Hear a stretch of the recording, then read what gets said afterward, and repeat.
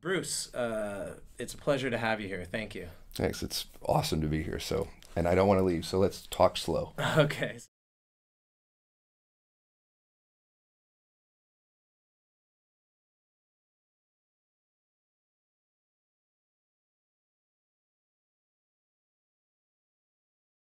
So when I went to school in San Luis Obispo, there was a big college radio station there. And I was fortunate enough to, the day I got on campus, I went over to the station and volunteered and worked my way up to become programmer of that radio station. And during that time, it was when college radio was very influential. And a lot of the bands like the REMs and the U2s and the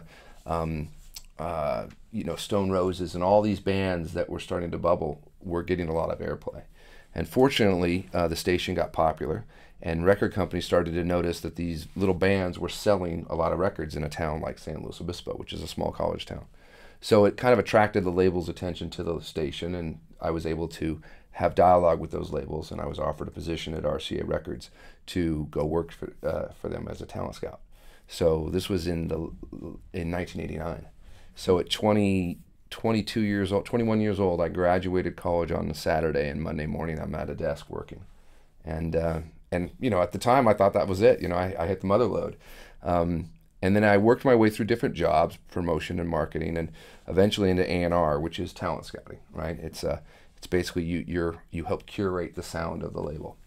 Very much like what you do here at the hotel, where you set the tone, right? So I was fortunate to have an intern, a kid by the name of John Brody, walked into my office one day and said he wanted to play me a tape. And it was a cassette tape, I don't even know if you remember those, of a gentleman by the name of Dave Mathews playing live at a coffee shop. And I was a huge Nick Drake fan. And there was some correlation for me between Nick Drake and Dave and his voice. So I got on a plane and I flew to Charlottesville, Virginia, where the band, where at the time I thought Dave was playing a local Tuesday night college gig. And I walked into a club expecting to see a guy on a stool because I didn't know there was a band attached to it. And I walk in and there's 5 guys playing a cross between folk, jazz, and prog rock. And it blew my mind. And I say this, and I've said this from day one. I think if I had been doing my job for a longer period of time, I think I would have talked myself out of it because I didn't know enough to be smart. I was still in the passion. I was still just a fan.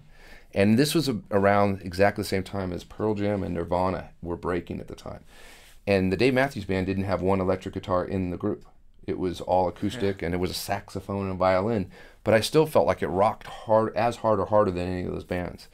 So I traveled around with a co-worker, a friend of mine named Peter Robinson, and we traveled around the country convincing the band to sign. Because at the time, RCA, we were as cold as ice. We couldn't break a plate. It was Elvis Presley and Dirty Dancing, and that's it.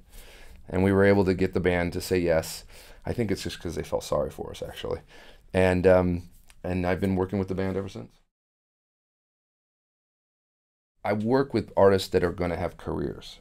They might not sell out Giant Stadium 3 nights in a row, but they're going to make record after record after record, whether they're running around in private jets or they can barely put gas in the van. They are not in it just because they want to be a rock star. They're in it because they can't do anything but play music. And that's what how I want to support. I want somebody to go, whether you think I'm good or not, Bruce, I'm doing this. And so many people come into my office or send me stuff and they say, what do you think? And my idea is, you don't care what I think. It's what do you think? I mean, you're a music guy. I can tell that this hotel is, in the walls, is music, right? The best bands, the ones that we all love, that we all talk about, it's 10 years from the moment that band decided to be a band to the moment everybody goes, wow. And My Morning Jacket, Kings of Leon, Modest, I mean, over and over. It's a 10-year gestation period before everybody's going, oh, I think this might work. That's a long time. Yeah. And the problem with this business now is that time is shrinking because everybody's going, oh, they're all worried about survival as opposed to flourishing, right? And the bad news about the business is it's getting harder and harder to sell records. The good news is it's weeded out all the people who are just playing rock and roll. It's work. So if you're in it, if you're still in it, that means you still care.